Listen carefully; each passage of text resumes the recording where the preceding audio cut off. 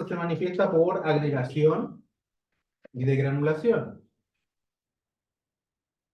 Y para eso la plaqueta se le induce un cambio de conformación. Lo que le hace nuevamente, le genera un efecto a nivel del citoesqueleto, que hace que la plaqueta, que normalmente es chiquitita, corrugada, se vuelva así como ameboide, así más grande, con proyecciones. Esto facilita que se contacten entre sí, se contacten con el endotelio y se adhieren, ¿cierto? Y además estimula la degranulación.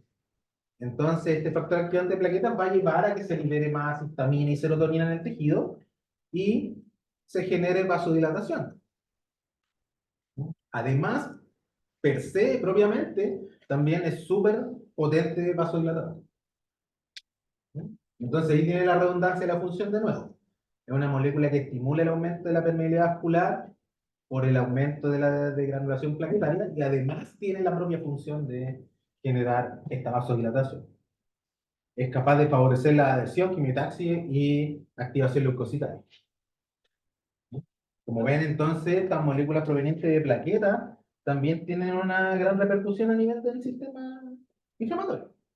Yo que no entendí, la plaqueta entonces cambia su morfología. Sí, que normalmente es como chiquitita, azulita, ¿cierto? Regular. Y cuando se activa se ve bastante grande, incluso en sangre uno la puede ver en los frotis, y tienen como proyecciones como tentáculos, ¿sí? Como una morfología ameboide. Y eso facilita que se peguen entre sí y me hicieron los defectos. Eso a nivel de un frotis se llama macroplaqueta, o plaqueta activa.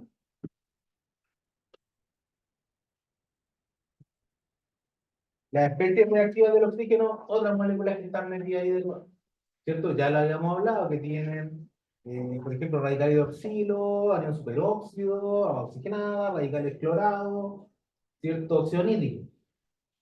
Provienen del leucocitos y también provienen del metabolismo energético de las células normales. Ya algo que habíamos hablado y preguntamos en la hora. ¿Qué pasa si ahora esto se empieza a acumular? Primero, se genera degeneración, por daño membrana y degeneración, ¿verdad? Si eso sobrepasa la capacidad compensatoria que tiene la célula, se va a producir daño del endotelio, me va a matar el endotelio, esto con aumento de la permeabilidad. Por lo tanto, me va a agravar el fenómeno de formación de exudado. Me va a activar moléculas que son antiproteasas, ¿sí? Es decir, me va a llevar a la activación de dichas moléculas en otras palabras, y me va a generar daño en la matriz celular. Entonces, todo lo que hacen es dañarme el endotelio, dañarme la matriz celular y dañar la membrana celular. Me daña todo eso. Súper tóxico. Lesiona la célula en forma inespecífica. Entonces, inicialmente tenía la función de eliminar a la gente y termina destruyendo todo el tejido circundante sin mayor especificidad. Ya lo habíamos dicho esto, ¿cierto? Que ahí tienen el óxido nítrico, que es producido por endotelio, ¿cierto? Por la enzima E, ¿no? Óxido nítrico sintasa endotelial. Ahí viene la E, ¿cierto? Y que va a llevar a la relajación y vasodilatación. Es el más potente vasodilatador que existe, el óxido. ¿Vale? Entonces lo tienen producido justamente a nivel del endotelio para favorecer este proceso de estancamiento sanguíneo y todo lo que hemos hablado inicialmente. Y también lo tienen derivado del inos, ¿cierto? Que es producido por macrófagos. Óxido nítrico sintasa intrínseca se llama esa de macrófagos. ¿Cierto? Que te va a formar todos los radicales libres de oxígeno, fundamentalmente óxido nítrico, evidentemente, y que va a destruir a los agentes mediante el estallido respiratorio. En ambos casos, si tienen daño del vaso por ruptura y muerte del macrófago, que es lógico que ocurre durante la inflamación, eso se libera al ambiente y te va a generar daño tisular inespecífico. Y ahí viene lo que habíamos hablado también, que la inflamación muchas veces es más dañina que el propio agente, por estas cosas. Tienen también las que conocen ustedes seguramente largamente, que son las citoquinas. Recuerden decir la 1, la 2, la 3 y así, completa, ¿no? Y son producidas fundamentalmente por leucocitos en general. ¿Sí? Algunas por linfocitos, normalmente las de linfocitos son más reguladores, ¿no? ¿Sí? Tienden a cortar la inflamación o a pasar definitivamente a la fase propagativa, porque la infiltración linfocitaria saben ustedes que es un proceso un poquito más crónico durante el tiempo de la inflamación. Y también los macrófagos activos, que como les decía el director de la banda, es el macrófago. Dice, sigamos con la inflamación, paremos la inflamación que lleguen los linfocitos, que se empiece a reparar esta cuestión, o continuamos matando porque esto está muy mal. Sí, eso lo hace el macrófago. ¿No? La función de esta citoquina entonces es amplificar la respuesta, primero que nada, ¿cierto? Regularla o incluso cuando todo está listo, digamos, detenerla y que progrese el proceso reparativo. Ujú. Pero eso es la citoquina en general, ¿no? Cada una tiene diferentes funciones quimiotácticas o activadoras de diferentes tipos celulares. ¿No? Y las quimioquinas que promueven la quimiotaxis y favorecen la transmigración de leucocitos porque producen lo que habíamos visto acá. Cambio en la conformación del citoesqueleto y que le permiten a esta célula que está más bien estática, ¿cierto? Adquirir este movimiento ameboide que le permite pasar por el endotelio o migrar por el tejido y llegar a donde tiene que ir. ¿Sí? Y tiene una tablita chica de citoquinas que las más importantes para mí son las que están arriba, porque las he mencionado varias veces, ¿no? Factor de necrosis tumoral, interleuquina 1 y 6, que son las de la respuesta aguda, de la respuesta febril, ya que generan estos efectos sistémicos de la inflamación. ¿Sí? El dolor, ese malestar generalizado, la fiebre, la inapetencia, eso de quedarse en cama, todo eso es lo que producen. Son producidas fundamentalmente por macrófagos. ¿No? Y como ustedes se acuerdan, el macrófago junto con el neutrófilo son las primeras células que responden. Por eso es muy temprana la respuesta inmune que se produce. Y las quimioquinas, que son aquellas que favorecen el reclutamiento, de nuevo, son producidas por macrófagos endoteliales, mastocitos, muchas células. Depende. ¿Mm? Y solo que vean, ¿cierto?, que la inflamación crónica cambia el patrón de citoquina. Ahí es donde ocurre lo que les digo yo, porque el macrófago dice, a ver, paremos. Ahora empecemos a reparar. Entonces empieza a producir otro patrón de citoquina y cambia el patrón. ¿Sí? Eso es lo que hace muy, muy en resumen. Ahí vienen, ¿cierto? ¿Qué pasa si se activan los macrófagos? Es lo primero que pasa en una respuesta inflamatoria, como les decía. Y cuando nos sentimos peor, digamos, se producen grandes cantidades de factor de necrosis tumoral. Eso también genera daño tisular, por lo demás. E interleuquina 1. ¿Mm? Y eso va a tener efectos locales que favorecen el fenómeno inflamatorio, que son el aumento en la expresión de moléculas de adhesión, favorecen la coagulación, favorecen la producción de quimioquina, activan los leucocitos, generan también la reparación. ¿Ven que empieza de inmediato? Si la reparación o la activación del fibroblastos viene dada por factor de necrosis tumoral interleuquina 1, es porque empieza inmediatamente en conjunto con la inflamación. ¿Sí? Esta respuesta de fiebre, ya estoy reparando el tejido dañado. ¿Se nota? Entonces, los efectos locales, en resumen, ¿cierto?, corresponden a promover la inflamación y la reparación al mismo tiempo. ¿Mm? Lo malo que tiene esto son los efectos sistémicos que produce, que es la fiebre, ¿sí?, la leucocitosis, que es el aumento de los leucocitos sanguíneos, por motivo evidente, ¿cierto? El aumento de la producción de proteínas de fase aguda, ¿sí?, que son proteínas del complemento, por ejemplo. Disminución del apetito y somnolencia. ¿No? Los sueños también, sino cuando está fiebrado duerme, ¿no? Cuando puede, porque a veces duele mucho, pero si se puede dormir, duerme. 2 veces al día vuelve. ¿Sí? De repente es bueno pegarse un ratito para descansar un poco, ¿sí? Pero no en el curso de verano, después, para febrero, en marzo, mejor también marzo. ¿Vale? Pero ahora, esas son las manifestaciones sistémicas de la inflamación. ¿Mm? ¿Cuál función tiene la fiebre? Y la fiebre sirve para algo, ¿no? Parece que tener un aumento de la temperatura corporal. Para generar un medio hostil para el antígeno. Eso es una, que la mayoría de los antígenos no soporta esa elevación de temperatura. ¿Y la otra?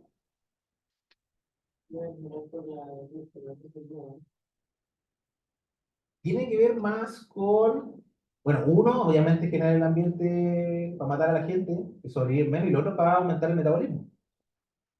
El metabolismo se acelera a una temperatura mayor. Hasta cierto rango, pues si se pasa de rosca también se empiezan a enotrar las proteínas y empezamos a fallar todo. ¿Sí? Entonces ahí hay un rango que es fisiológico. Si a uno se le pasa la fiebre, ya se siente muy mal, empieza a ser patológico y empieza a fallar la cosa. ¿Sí? Esa fiebre como suavecita es buena. ¿No? Esa es la función de la fiebre constante. Solamente si hipertermia ya te mata una buena cantidad de agentes. Y acelera el metabolismo porque si no la eliminación de la gente seguramente sería mucho más lenta y la enfermedad duraría mucho más. ¿Mm? De eso se trata. Uno de mis favoritos, no sé si les gusta a ustedes el complemento, a mí me encanta. También probablemente una respuesta inmune, ¿cierto? Va específica más primarias de todos. También, como digo, las estrellas de mar y todas esas cosas tienen un sistema de complemento. Principalmente, es una de las respuestas más primitivas para eliminar a gente. Corresponde a grupos de proteínas que están inactivas en el plasma y que se empiezan a activar en cadenas y se acuerdan una tras otra. Fragmentos A y fragmentos B, ¿cierto? Que los B son activados. Y los A son los fragmentos completos pre-cleavage, ¿no? Que se activan vía enzimática. Varios de ellos son autocatalíticos y otros se empiezan a activar entre sí. Y eso va a ocurrir en cascada. ¿Se acuerdan que una activa la otra? Eso no me interesa el orden porque nunca me aprendí, pero una activa la otra y después otra para abajo y así. Es una cadena. Lo único que me interesa es que me acuerdo al final, ¿no? Me acuerdo del C3B, el C5B y el policenol. Eso no. Con eso estoy. ¿Mm? En este caso, la cascada de complemento lo que quiere hacer es como el poro Exactamente. por donde entra como el líquido. Eso le iba a preguntar, ¿para qué hace todo eso?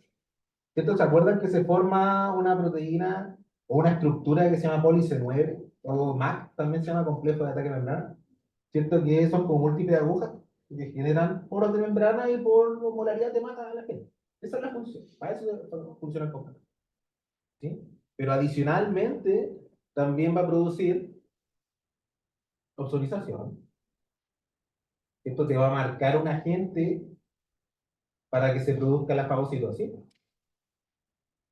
Aparte del complejo de destrucción de membrana o ataque de membrana, te va a producir también el aumento de la permeabilidad vascular por la producción de C3A y C5A.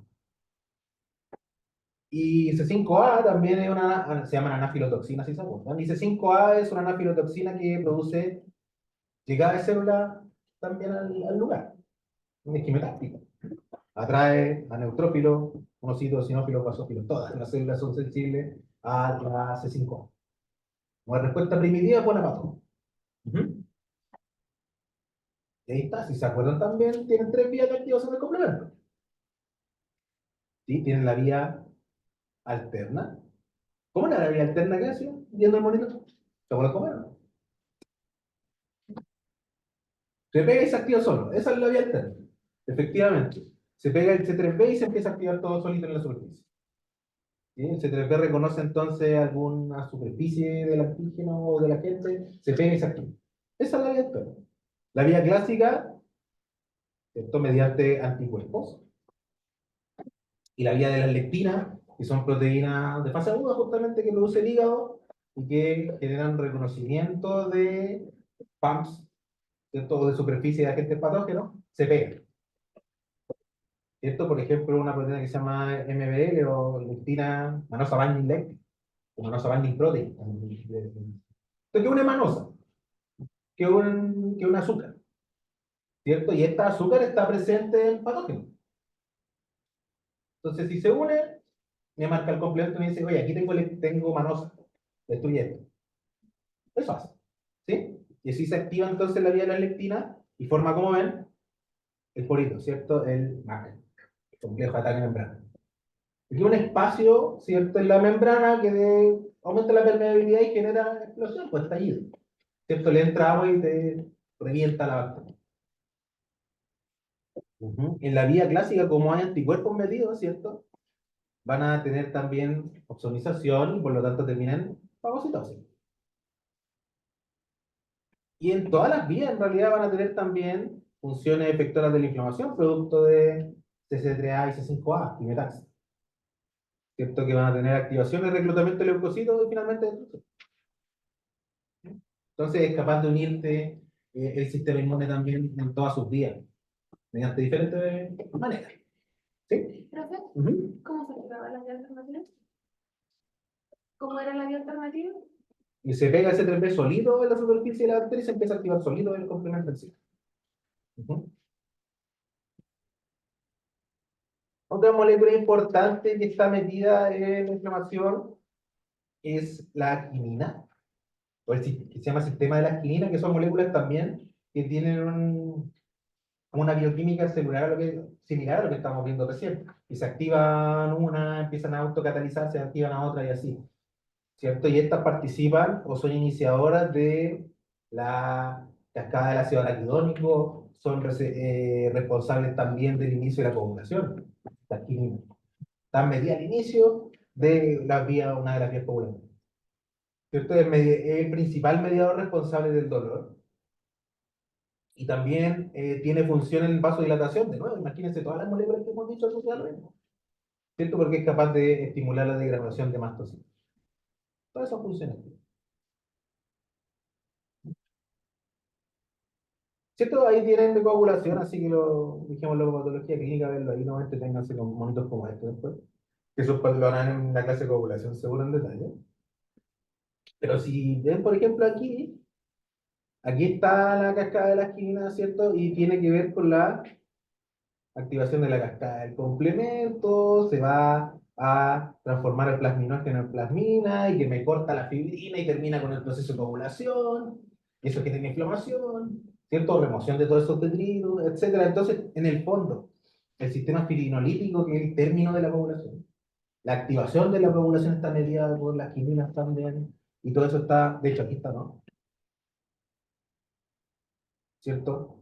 Está unida a la cascada del complemento, en el fondo lo que demuestra es que todos estos fenómenos, tanto de coagulación, como de inflamación, activación del complemento, la eliminación del coágulo incluso, y el sistema fibrinolítico, todas esas cosas están unidas. Así que normalmente van a haber coagulación, hemorragia, destrucción celular, todo eso asociado a todos estos mecanismos juntos. Para no ir en mayor detalle porque este es contenido de patología clínica celular.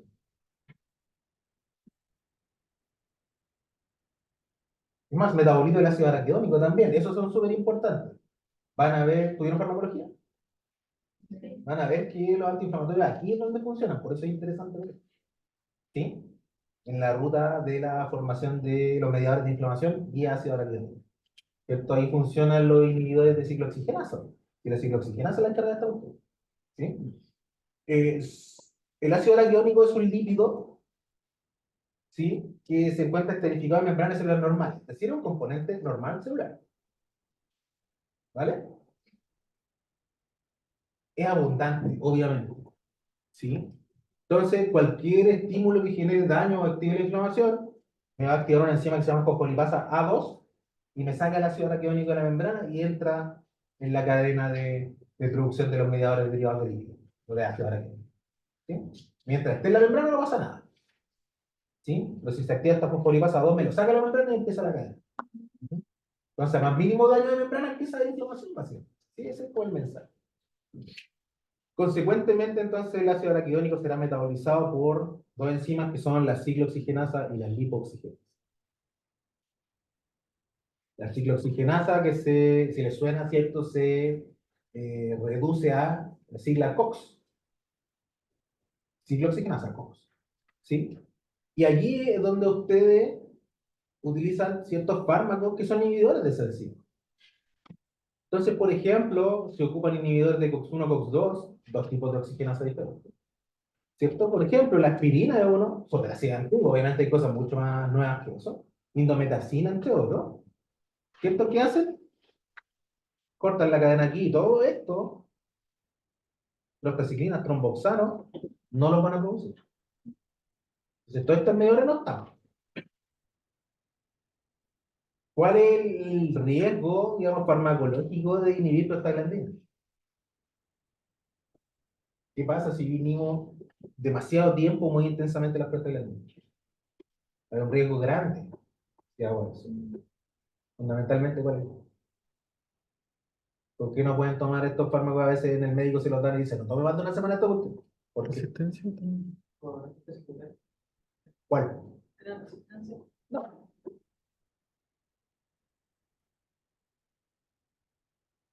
No lo hagan en casa, no tomen esta cuestión más de 2 semanas.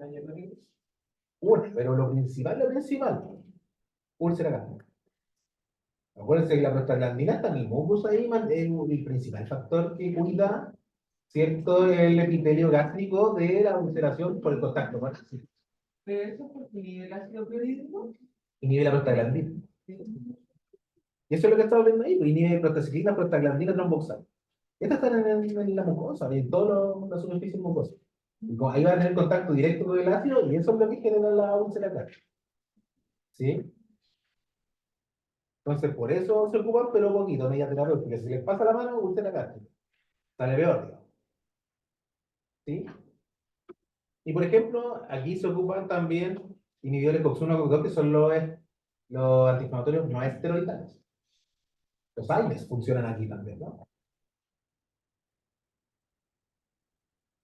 La lógica indica también que los esteroides tienen que funcionar en esta ruta, ¿cierto? Que son las principales rutas sintéticas de mediadores de la inflamación. Los esteroides son de los mejores que hay para esta cuestión, ¿cierto? Inhiben la inflamación así muy fuertemente, ¿verdad? Son los que tienen un efecto farmacológico más potente. Entonces la lógica indica que tienen que actuar lo más arriba posible. ¿Dónde actúa el inhibidor de la fosfolipasa? De esa fosfolipasa que me saca el ácido araquidónico y los ligados. Ahí actúa. Entonces, si ocupo AINES, ¿cierto? Antiinflamatorios esteroidales, inhibo la fosfolipasa y toda esta ruta del ácido araquidónico no ocurre, completa. La inflamación sigue ocurriendo, pero por otras vías menores. ¿Sí? Y también está la vía de la lipoxigenasa, que ustedes me dirán ahora, creo que hay fármacos que inhiben esa vía también, ¿no? ¿Cómo se llama esa cuestión? Ya no me acuerdo, pero hay uno que se llama Montelukast, por ejemplo, que parece que inhiben esta cuestión de la lipoxigenasa. Y tienen la gracia que eso se puede tomar más crónicamente porque no te genera úlcera gástrica, entonces puedes manejarlo más tiempo. ¿Sí? Son más nuevas esas cuestiones, cero farmacólogo, yo no tengo ni idea de esas cuestiones, así que estoy tratando de hacer memoria. Si ustedes se acuerdan, digan. ¿Vale? De la vía de la lipoxigenasa, ¿cierto? Se producen leucotrienos fundamentalmente, que son mediadores de vasodilatación, broncoconstricción, broncoespasmo y también fuertes quimioterapias.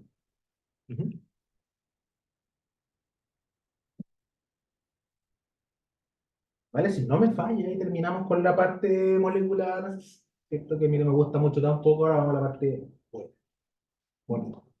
¿Sí? Se termina la respuesta inflamatoria. Los mediadores descritos, entonces, como son producidos en periodos cortos o tienen una vida media muy cortita, si yo dejo de producirlos, para de inmediato prácticamente el efecto. ¿Sí? Mientras el agente etiológico haya sido eliminado y la reparación esté en curso. Si la gente sigue, la cosa sigue. ¿No?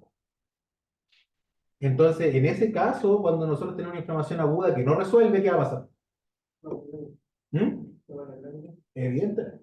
De acuerdo. Eso es lo que pasa. Y como dijimos que la respuesta inflamatoria muchas veces es más dañina que el propio agente, terminamos con problemas mucho más serios con una respuesta crónica que no podemos terminar. Pero vamos a ver el siguiente. ¿Qué pasa entonces? El macrófago dice, ya, cambiemos esta cuestión. Ahora reparemos. En otras palabras, existe un cambio en el patrón de citoquinas que se están produciendo.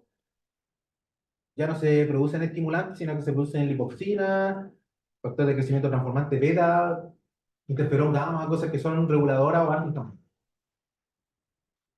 Si la gente persiste, el proceso pasa a cronicidad. Entonces, ¿qué pasa con la respuesta inflamatoria? Si tenemos esta respuesta inflamatoria aguda, ¿cierto? Tiene varios destinos. Uno es la resolución, que se termine y quede todo bien.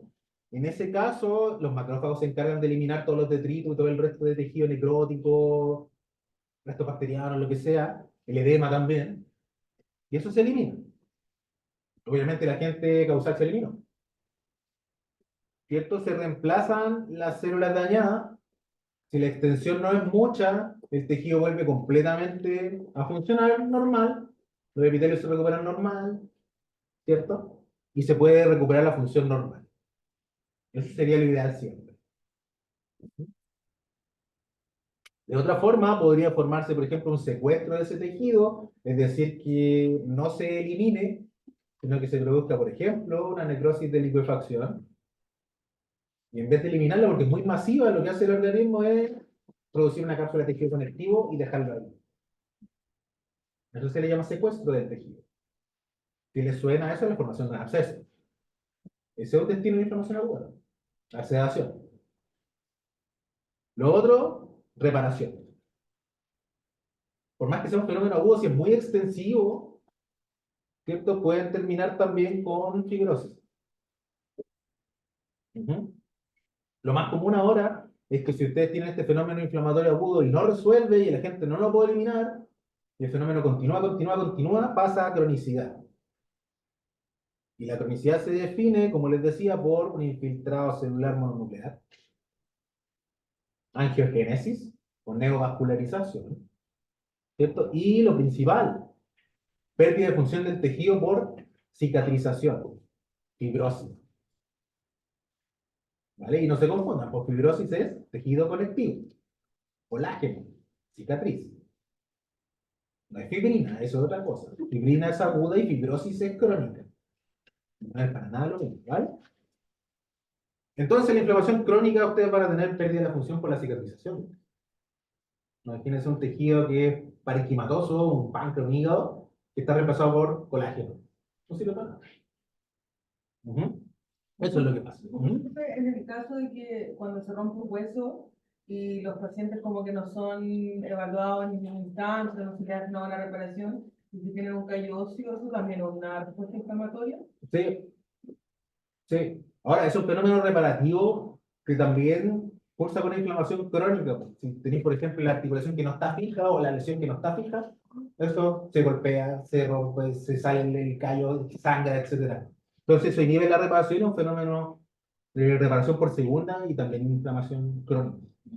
Ujú. Principalmente reparación por segunda intención. ¿Vale? Ahora veamos morfología de la inflamación, que es la parte linda, para mí. Ujú. ¿Cómo la denominamos? Utilizamos el sufijo itis. Entonces, si tenemos inflamación de la piel, es dermatitis. Ujú. Si tenemos inflamación testicular, por ejemplo, ¿cómo se llama? ¿Testicular? No articular. Testicular. Orquitis. Orquitis. ¿Sí? Inflamación ovárica, por ejemplo. Bueno, era tan fácil. Se llama ooforitis. Ooforitis. Inflamación, por ejemplo, de la tuba uterina. O tanta mañana. Se llama salpingitis. Por ejemplo, cuando tiene inflamación del oviducto en la ave, se llama salpingitis. Acuérdense que la estructura ahí, el meso, ¿cómo se llama? Meso salpins, ¿no? Salpins es el nombre latín de esa estructura. ¿Qué más? Inflamación del vaso. Por decir algo que estoy pensando. Esplenitis. Sí, para que conozcan los términos, así que, y no es raro, siempre le va a llegar algún órgano raro, van a tener que mirar algún órgano raro, así que va a ocurrir seguido. Y la descripción anatomopatológica de la inflamación, lo que ya habíamos hablado. ¿Cierto? Organoproceso, la posición a veces se ocupa, tipo de exudado, ¿cierto? Extensión, tiempo intensivo. Si se establece un diagnóstico morfológico. No solo la inflamación, ocupamos la inflamación porque es más entendible, pero la necrosis se hace lo mismo, y la hemorragia se hace lo mismo, ¿sí? En la misma manera en que se establecen los diagnósticos morfológicos. Cuando uno estudia patología, eso es lo que tiene que determinar saber. Si no, no aprende.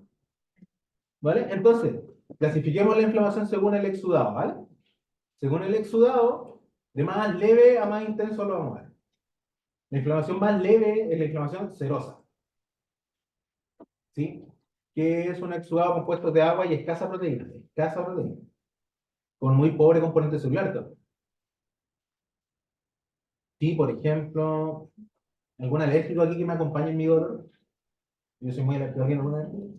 Vale, ¿cómo estuvieron en la primavera, no? ¿Qué les pasaba? Cualquier como propia. Ni siquiera vos. Ni siquiera me seguro que era acuoso. ¿Y la conjuntivitis? Agua, pura agua, todo el día. Yo andaba así también, será horrible. Y más aquí en Santiago. ¿Vale? Entonces, ese es un ejemplo de inflamación serosa.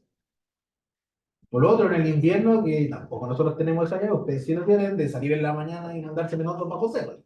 O no sé si esa cuestión está ocurriendo todavía. En invierno, en la mañana. ¿Qué les pasa? ¿Cómo andan ahí? Agüita también, ¿no? Eso también es un ejemplo de inflamación serosa. La agresión muy suave, muy leve que te hace la baja temperatura. Y los animales lo van a ver también, pues si han visto planteles de bovinos, rumiantes, equinos, también lo van a ver que tienen un poco de un goteo muy leve de agüita, básicamente. Eso es inflamación serosa, mínima. Es una inflamación mínima, un exudado mínimo. Daño muy leve, muy superficial, o etapas iniciales de la inflamación, cuando nosotros tenemos esta rinitis, por ejemplo, parten serosa y después hacen mucosa y van progresando. Puede ser, ¿no? Se presentan fenómenos inflamatorios nasales, por ejemplo, cutáneos o conjuntivales, que era lo que te estaba mencionando. La hipersensibilidad, nosotros alérgicos, eso es de las cosas que nos pasan. La etiología, un gas irritante leve, infecciones virales, frío, hipersensibilidad. Ahí lo tienen, ¿no? La agüita, y agüita un poco en los ojos también. A ver, algunos lo van a ver así como con una lagrimita. Estos son exudados serosos. No es de mayor preocupación en general, normalmente tiene que ver con cosas muy leves, incluso con la temperatura ambiental. Inflamación catarral o mucosa, ¿no? Cuando empiezan a aparecer, no, básicamente. ¿Sí? Tiene una etiología similar a la serosa, pero ya un poco más persistente, un pedito más intenso. Piensen, para que haya mucos en algún lugar, tienen que haber células que lo produzcan. Entonces te da en epitelios que tienen células caliciformes. ¿Algunos epitelios que tengan células caliciformes? Claramente. Pero el respiratorio completo, no solo la nariz. Tráquea, bronquio, ¿cierto? Bronquitis. Otro estómago, duodeno, colon. ¿Tienen células caliciformes? Y hay un igual. ¿Vale? Macroscópicamente pueden encontrarse con los signos cardinales. Normalmente no tanto pérdida de la función, ¿no? Pero pueden encontrar un eritema, algo así. Algo de edema y obviamente. Microscópicamente van a tener hiperemia, edema y aumento en el número, ¿cierto? O hipertrofia celular calciforme. Hiperplasia, hipertrofia celular calciforme. Mucho vamos, ahí está. ¿Cierto? Primera fase de un resfrío, ¿cierto? Más bien una rinitis, una enfermedad respiratoria super. Algo más tiene este paciente, ¿no?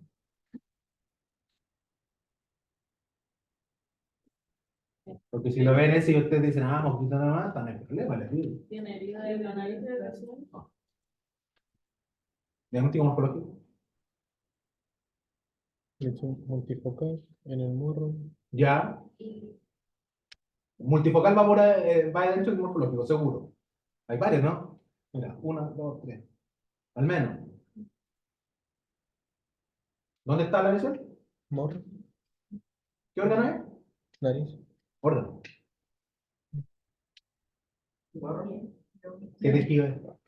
Ahí sí, bien. Entonces, dermatitis.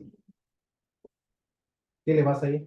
¿Cómo le definen eso? Ya vimos cómo se define eso, así que tienen que saber. ¿Ah?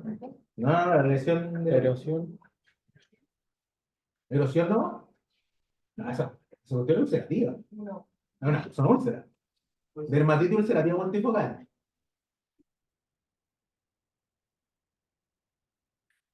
No sé qué tan aguda, usted parece ya un poquito de tiempo. Y yo, si no tiene, subaguda, está todo. Pero no habría problema en ponerle aguda. Dermatitis ulcerativa multifocal aguda. Ahora mirando para que vean, no, este firmado, estoy seguro que dentro de la boca tiene lo mismo. Con salivación ahí intensa. ¿No? Estoy seguro que la cavidad ahora tiene lo mismo.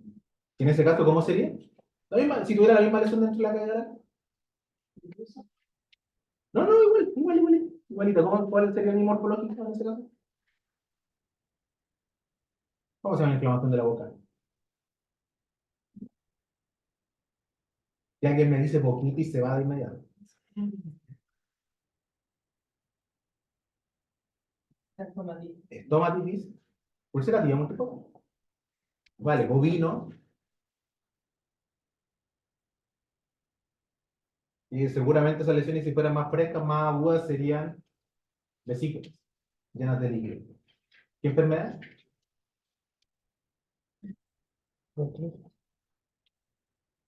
¿Será un virus, una bacteria? Virus. Más probablemente virus. Es una fiebre aftosa. Sería fiebre aftosa. ¿Vale? Entonces, lo otro del mosquito es secundario. Me preocupa prácticamente que tenga fiebre aftosa, ¿no? Así que hay que mirar. Y si la describo, sería. Ahí veo tres, ¿no? Tres lesiones redondas de bordes irregulares, ulceradas en la superficie del borde. Esto no hay que hacer. No es que no es difícil. Puedo decir el color. De ahí no alcanzo a distinguir mucho el color. Seguramente son rojizas, ¿no? Ya sí. No es difícil. Inflamación supurada o purulenta. Ya estamos hablando de cosas más severas, ¿no? Vamos subiendo un poquito cada vez. El principal componente celular es el neutrófilo. Y el neutrófilo, cuando ha muerto producto de este fenómeno inflamatorio, porque la degranulación también del ambiente también lo mata finalmente, se termina llamando neutrófilo en degeneración o piocito. Cuando vean el prefijo pio es de pus, ¿vale? Se asocia a necrosis de licuefacción, evidentemente. La etiología son bacterias piógenas que generan pus, ¿cierto? Que son Turberella piógenes, Staphylostrepto, Corynebacterium, coli, infecciones fúngicas, no tanto, pero por ahí. Ujú. Macroscópicamente, los signos cardinales van a tener y asociado a la presencia de pus, ¿cierto? En mayor o menor cantidad. Microscópicamente van a ver abundantes neutrófilos, probablemente entre medio van a ver las colonias bacterianas o los hongos, la gente que lo esté causando lo van a ver, a menos que sea un virus, que los virus no hacen mucho esto, ¿sí? Y necrosis de licuefacción, pus. Acuérdense que ahí van a mirar ese foco inflamatorio y no van a poder reconocer el tejido. Tienen que buscar en la periferia, zonas que estén más sanas para poder identificar. Según la ubicación, la inflamación supurada se divide en flemón, que es una inflamación difusa del conectivo así subcutáneo, por ejemplo. Pero no es lo mismo porque tener un absceso, por ejemplo, que es focal, que yo he visto, por ejemplo, en el Kino Vivo, ¿no? Que tenía pus libre en todo el tórax, subcutáneo. Pero libre, no un absceso, sino que estaba libre. Uno lo pinchaba y salía así como presión. Eso es un flemón. Absceso es este exudado, el mismísimo exudado, supurado, ¿cierto? Pero que es delimitado por una cápsula de tejido conectivo. ¿Mm? El otro no está delimitado por nada, está libre de subcutáneo flemoso. ¿Sí? Pústula, que es un área focal de inflamación supurada debajo de la epidermis, o intraepidérmica incluso. Una espinilla, una pústula, básicamente. ¿Sí? Y empiema, que es la acumulación de pus en una cavidad, como puede ser el piotórax, o el empiema torácico, ¿cierto? El empiema de los senos maxilares o los senos frontales, por ejemplo, eso es empiema. ¿Mm?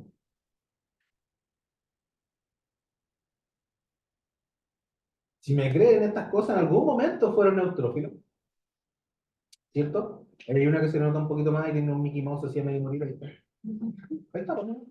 Un ratoncito, ahí tienen otro ratoncito. Algo se nota de algunos, pero la mayoría no se nota. Eso quiere decir que esas células están en intensa degeneración. Eso son decir. Y además, si se fijan con harto cariño, ahí y ahí se ven bacterias cocáceas, sobre todo aquí que se ve una cadenita de bacterias cocáceas. ¿Sabes? Ahí. Al interior, de hecho, el citoplasma neutrófilo. Eso es una inflamación aguda séptica con bacterias. ¿Sí? ¿Cómo se llaman las cocáceas en cadena? ¿Qué nombre tenían estas bacterias? Poquitos así que se disponen en fila cadena. Aquí hay otro también. Y ahí.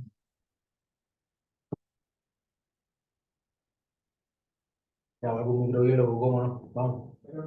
¿Mm? ¿Streptococo? Streptococo. Streptococo. Y en racimo, así como en grupos grandes, se llaman estáfilos. Entonces, en filita se llaman streptococcus, son cadenas. Strepto es cadena, ¿vale? Streptococcus. Entonces ahí tienen presencia de streptococcus. Aquí tienen una aséptica. Es decir, ¿puede haber inflamación aguda sin presencia de bacterias? Claramente sí. Claramente sí. Y aquí los neutrófilos ya aparecen, ¿no? Aquí por lado, esta foto es mía o así es. Muy antiguo. Pero con mi primera cámara queda malísimo. Pero igual se nota, ¿cierto? Tienen aquí estas células más grandes también, que son macrófagos. Ahí están los macrófagos, bueno. Esos son macrófagos, ¿se nota? ¿Esto? Más grandes. Y los neutrófilos son estos más pequeños. Y algunos Mickey Mouse, algo de generación, pero no tanto como la otra. Ahí son un neutrófilo más o menos normal. Y bacterias nada. Entonces puede haber inflamación aguda aséptica, de todas maneras.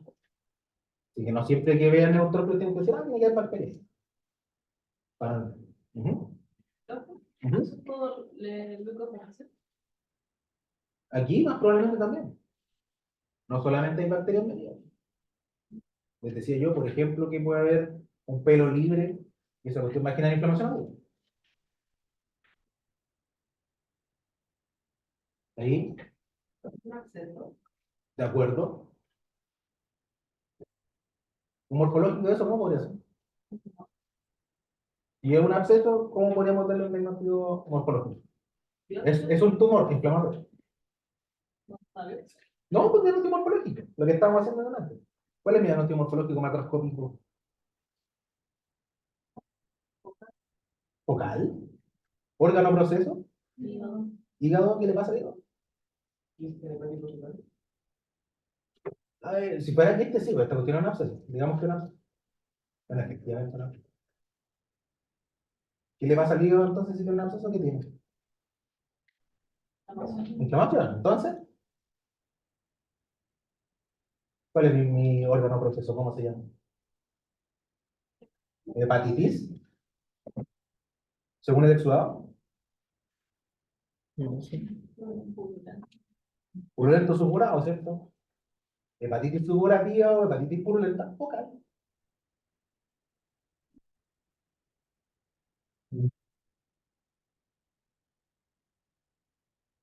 Eso es el diagnóstico morfológico. Obviamente aguda, ¿cierto? Moderado, eso usted no está tan- como menos de la mitad de la hora, moderado. Pero principalmente el diagnóstico morfológico es hepatitis supurada focal.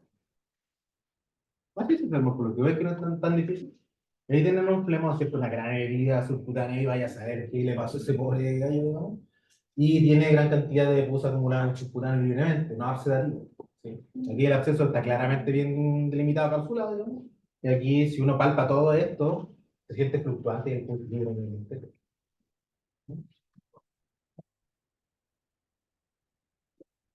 ¿Diagnóstico? Microtórax. Biotórax. Biotórax. Tienen pus libre dentro del tórax. Grandes cantidades, ¿cierto? Está cubriendo la pleura, incluso se ve ahí, ¿cierto? El corazón está tapado, no lo veo, ¿cierto? Puro pus achocolatado libre en el interior de tórax. ¿Cómo le definen un hematoráx? ¿Cómo? ¿Cómo le definen un hematoráx? El hemotórax es sanguíneo, rojo. Sí, pero no sé. No sé, yo lo encuentro totalmente diferente porque este tiene ese tono achocolatado, como te digo, así como leche con chocolate. Tiene un mal olor, claramente. ¿Cierto? Está pegado a la superficie también, se empieza a pegar a la superficie de la pleura. Y en el peor caso, si tienes la duda, toma ese líquido y hace una extendida citológica y lo vas a mirar. Si te causa la duda. Si hace una citología, seguramente hay una cantidad de bicho impresionante. Este sí que se activa, sí, sí. A veces viene de mordida. Una de las causas principales es mordida con penetración nasal. Y se encuentran con una cantidad de escenas. ¿Sí? Inflamación aguda séptica. ¿Qué pasa con el exudado purulento? Puede ser reabsorbido y eliminado. Se acabó. Puede drenar al interior de una cavidad.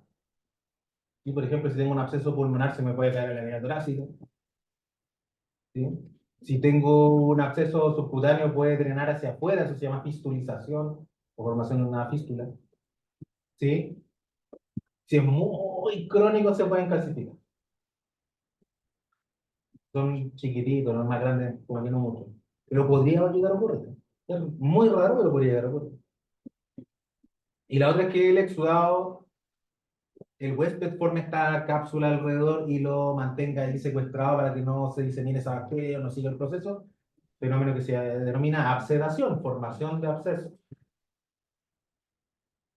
Tengan presente también que los exudados pueden ser mixtos. ¿Sí? Pueden ser mucopurulentos, purulento hemorrágico, fibrino supurado. Pueden tener mezclas de cosas. ¿Mm? O díganme que no, cuando están resfriados mal, así se pone amarillo eso. O sea, ahí tienen también un moco purulento. Ujú. O el perro que viene con distemper, con conjuntivitis, ¿cómo viene? Con conjuntivitis y moco purulento. Y tienen algunos ejemplos. Y por último, la más severa de las inflamaciones agudas es la fibrinosa, ¿cierto? Donde tienen un gran aumento de la permeabilidad vascular, con salida de fibrina que se deposita en la superficie. Se deposita en la serosa, se deposita en el peritoneo, depende de dónde sea la lesión. También se puede depositar sobre las mucosas, ¿sí? Sobre el digestivo, por ejemplo, la mucosa digestiva. Ujú. La etiología más común que se me ocurren, ¿cierto? Mencionarla es la peritonitis infecciosa felina, una de las principales. ¿Mm? Que se genera presencia de mucha fibrina adherida al aumento, a todo el peritoneo. Bacterias como la salmonela pueden producir colitis o enteritis fibrinosa. Y la manina hemolítica ex, contra antiguamente pastorela hemolítica, que es la que genera esa neumonía fibrinosa que les mostré al inicio cuando hicimos el ejercicio. Esa misma lesión. Hay de dos tipos, una que se llama pseudodiftérica y otra que se llama difteria. ¿Sí? La membrana pseudodiftérica es fibrina que está depositada en la superficie, pero que yo la puedo retirar. Si la tomo y la puedo sacar. No está pegada. En cambio, la inflamación fibrinosa diftérica está muy adherida a la mucosa. Entonces yo la saco y normalmente tienen una úlcera extensiva por debajo. Esta pseudodiftérica normalmente tiende a estar en serosa.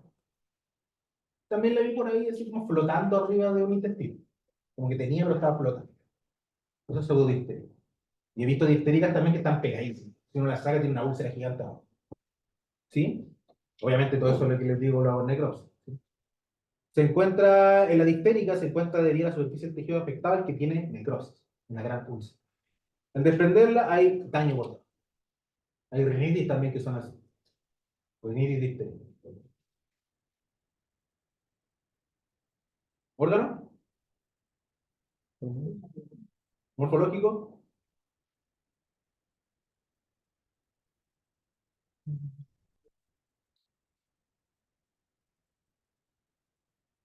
Vamos, no tengo morfológico.